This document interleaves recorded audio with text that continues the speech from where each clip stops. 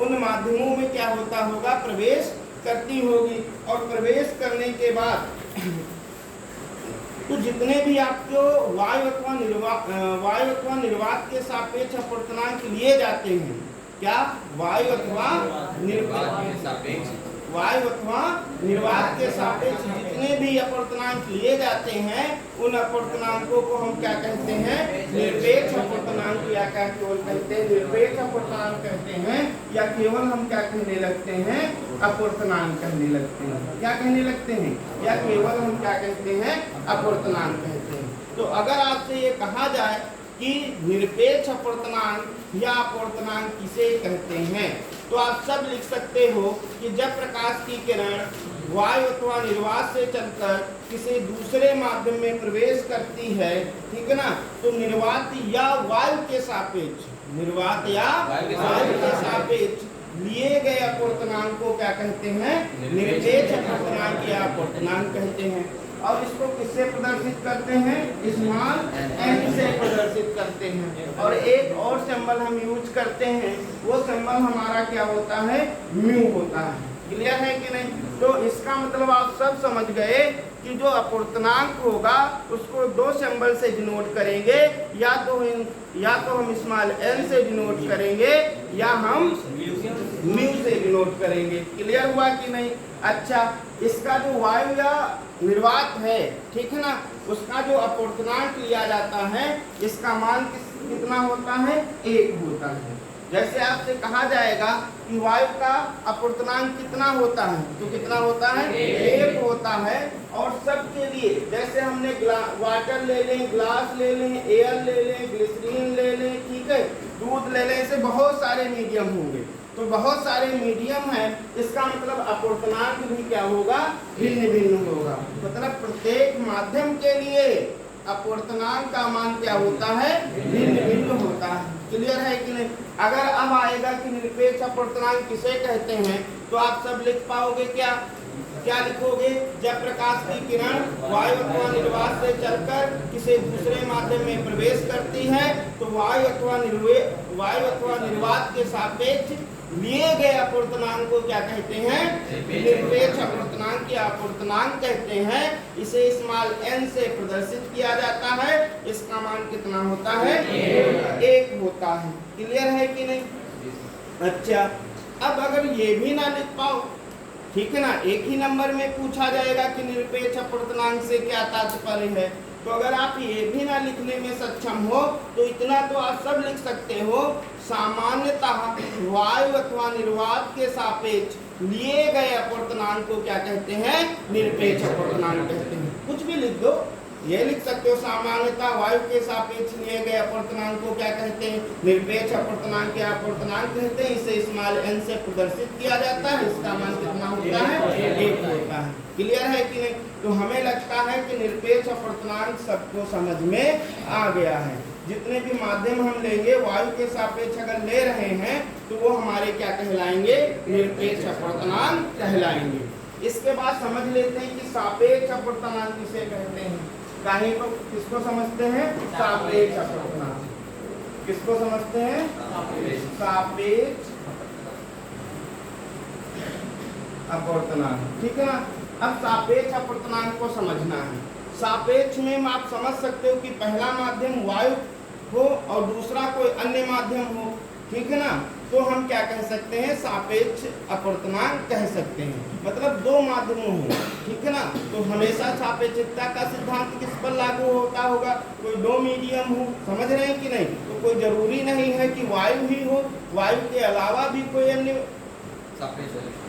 अन्य माध्यम हो सकते हैं। तो जैसे हम अगर ये लिखें कि पहला माध्यम वायु के स्थान पर अन्य माध्यम हो, वायु के स्थान पर अन्य कोई माध्यम हो, तो इसे पहले माध्यम के सापेक्ष दूसरे माध्यम का अपवर्तनांक कहते हैं। सापेक्ष अपवर्तनांक में पहला माध्यम वायु नहीं होगा, वायु के अलावा कोई अन्य माध्यम होगा, ठीक है ना। तो इस प्रकार के माध्यम को हम क्या कहते हैं, सापेक्ष माध्यम कहते हैं, सापेक्ष अपवर्तनांक कहते हैं। और जैसे हम ये ले लेते हैं इसमें, अब समझिएगा, हमने कहा कि जो प्रकाश की किरण है वो भैया क्या कर रही है,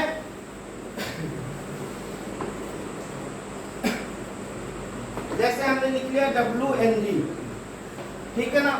अब WNG का मतलब है कि ऊपर हमारा क्या है, जल है, ऊपर क्या है, जल है, और नीचे क्या है, ग्लास है, कांच है, समझ रहे हैं कि नहीं। तो प्रकाश की किरण किससे चली, जल से चली होगी, और जल से चलने के बाद इसमें क्या होगी, प्रवेश किया होगा कांच में। तो अगर इसका अपर्तनांक लिखना चाहेंगे तो क्या लिखेंगे, जल के सापेक्ष कांच का अपर्तनांक। ये क्या है आपका, जल है, और ये क्या है, कांच है, तो लिख सकते हो जल के सापेक्ष कांच का अपर्तनांक। क्लियर है कि नहीं।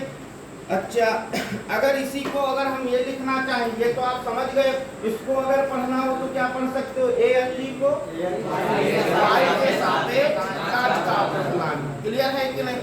अगर हम साहब कहें कि ANG किसके इक्वल होगा, तो ये किसके इक्वल लिख सकते हो, इसको इसके भी इक्वल लिख सकते हो, sine i upon sine r. और यही तो आपका स्नेल का नियम था, आपतन कोण की ज्या तथा अपवर्तन कोण की ज्या के अनुपात को क्या कहते हैं, का अनुपात सदैव क्या होता है, एक नियतांक होता है, जिसे हम क्या कहते हैं, स्नेल का नियम कहते हैं। क्यों, और वहां पे जो कांस्टेंट वैल्यू थी क्या थी, ANG ही तो थी, N ही तो था, और इसमें प्रकाश की किरण भी ऐसे लेके चले थे, वायु से चली थी, किसमें प्रवेश कर गई थी, ग्लास में प्रवेश कर गई थी।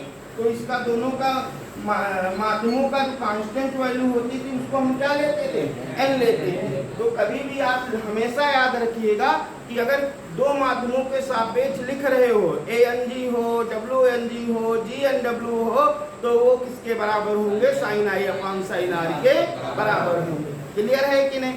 अच्छा,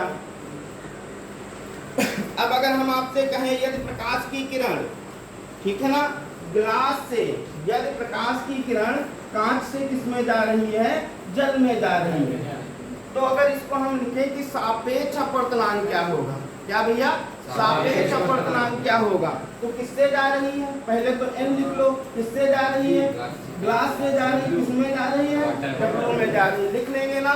जैसे आपसे कह दिया जाए कि एक प्रकाश की किरण कांच से जल में प्रवेश करती है, तो सापेक्ष अपवर्तनांक लिखिए, तो आप सब लिख पाएंगे कि नहीं, संभवतः लिख लेना चाहिए। क्या कर लोगे, कांच से किसमें प्रवेश कर रही है, जल में, बीच में N बना लो, कांच से प्रवेश किया किसमें, जल में। अच्छा, अब जरा ध्यान से समझिएगा, एक चीज हम आपको बताने वाले हैं और बहुत ध्यान से समझिएगा।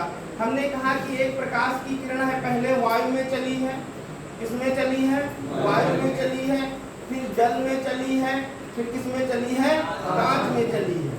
ये हमने 3 स्टेप आपको लिख के दिखाया है। पहले किसमें चली है प्रकाश की किरण, वायु में चली है, फिर किसमें चली है, जल में चली है, फिर किसमें चली है, कांच में चली है। तो आप इन सब के सापेक्ष अपवर्तनांक लिखिए। क्या लिखना है, सापेक्ष अपवर्तनांक लिखना है, और बहुत सरल है भैया। इसका मतलब प्रकाश की किरण इस तरीके से, ऊपर तो एयर हो गया होगा, फिर क्या हो गया होगा, जल हो गया होगा, ठीक है, फिर क्या हो गया, जल, और फिर क्या हो गया होगा, तो इसका मतलब प्रकाश की किरण पहले एयर में चली, फिर किसमें चली, जल में चली, और फिर किसमें चली, ग्लास में चली, और फिर इसके बाद क्या हो जाएगा, एयर ही तो आ जाएगा। जान ही नहीं पाए हो यार। जैसे हमने कहा ये 2 माध्यम है, समझो, ऊपर वाले को हमने कहा है क्या है, जल है, क्यों, ऊपर वाले को क्या कहा, जल, और इस वाले को क्या कहा, ग्लास, और इसके ऊपर क्या है, वायु, इसके नीचे क्या है, वायु। इसका मतलब क्या है, पहले वायु से चलेगी, फिर किसमें जाएगी, जल में, फिर जल से ग्लास में, और ग्लास से फिर किसमें आ जाएगी, वायु में आ जाएगी। जान पा रहे हो कुछ की नहीं। अच्छा, अब इसको अगर लिखना हो तो क्या लिख सकते हो, क्या लिखोगे, ANW, जी कहाँ से हो जाएगा, एयर से चली है, किसमें चली गई है, वाटर में, फिर किसमें चली जाएगी, फिर किसमें हो जाएगा, WNG। क्लियर है कि नहीं। और फिर क्या हो जाएगा, GNA, क्योंकि ग्लास के बाद फिर किसमें आ जाएगी, वायु में आ जाएगी। इसको अगर पढ़ना चाहेंगे तो पहला माध्यम हो जाएगा वायु के सापेक्ष जल का अपवर्तनांक, दूसरा हो जाएगा जल के सापेक्ष ग्लास का अपवर्तनांक, और तीसरा हो जाएगा कांच के सापेक्ष वायु का अपवर्तनांक। इतना सब लोगों को समझ में आ गया होगा, क्यों। अच्छा,